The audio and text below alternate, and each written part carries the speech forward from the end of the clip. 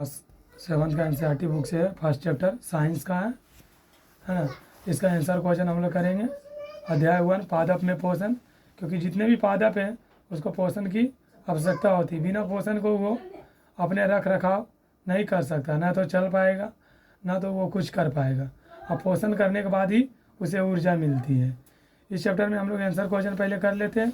जीवों को खाद की आवश्यकता क्यों होती है? इसलिए होती है कि जितने भी जीव हैं तो उनको श्वसन चाहिए, पोषण चाहिए, रख रखाव चाहिए।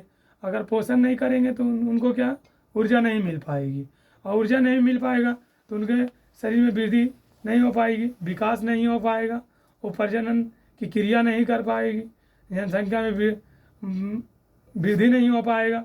इसलिए जीवों को खाद की आवश्यकता होती है। तो सभी जीव को अपने शरीर के विकास और रख रखाव के लिए ऊर्जा की आवश्यकता होती है। ये ऊर्जा हमें भोजन से प्राप्त होता है। इसलिए हम लोग भोजन करेंगे तो हमें क्या मिलेगा? ऊर्जा मिलेगा। अगला क्वेश्चन, जीव जो भोजन को प्राप्त करते हैं वो भी दो प्रकार से, एक होता है परजीवी, एक होता है मृतजीवी। परजीवी उसे कहते हैं जो दूसरे पर निर्भर रहता है, जो दूसरे पर आश्रित होकर के वो अपना भोजन को प्राप्त करता है, उसे परजीवी कहते हैं। मृतजीवी उसे कहते हैं जो सड़े गले हुए चीज़ों पर उग जाता है। जैसे जानते होंगे आप लोग, गोबर छत्ता, जैसे कट छत्ता, जैसे कवक हो गया, और हम लोग जो खाते हैं मशरूम, ये सब क्या है? मरे सड़े गले चीज़ों पर आप घटक होता है और उसके बाद उसे प्राप्त होता है, उसे हम लोग मृतजीवी कहते हैं। और परजीवी जो दूसरे पर निर्भर है, जैसे पेड़ पौधे आप लोग देखते होंगे, तो ताड़ का पेड़ है तो उसमें क्या रहता है? हरा हरा पीला पीला कलर के ये पौधे लटक जाते हैं, वो परजीवी है, वो दूसरे पर आश्रित है। जैसे उसका एग्जाम्पल हमारे बेल, जो जीव अपना पोषण परपोषी पादप से प्राप्त करते हैं उसे परजीवी कहते हैं।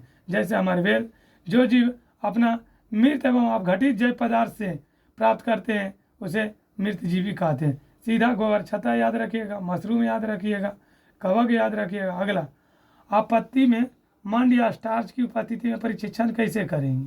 तो इसको कैसे करेंगे? एक पौधा लेना है, उस पौधे को मनी प्लांट या क्रोटन लेना है, उसे अंधेरे कमरे में क्या कर देंगे? रख देंगे। उसे फिर क्या करेंगे? पौधे के 3 दिनों के लिए एक अंधेरे कमरे में ढक देंगे ताकि वो स्टार्च का उपयोग हो जाए। अब एक पत्ती को कुछ भाग काली पट्टी पेपर से ढक देंगे और पौधे को लगभग 6 घंटा तक धूप में रखेंगे। पौधे से पत्ती को अलग करें, इसमें खुले क्षेत्र को चिन्हित करें।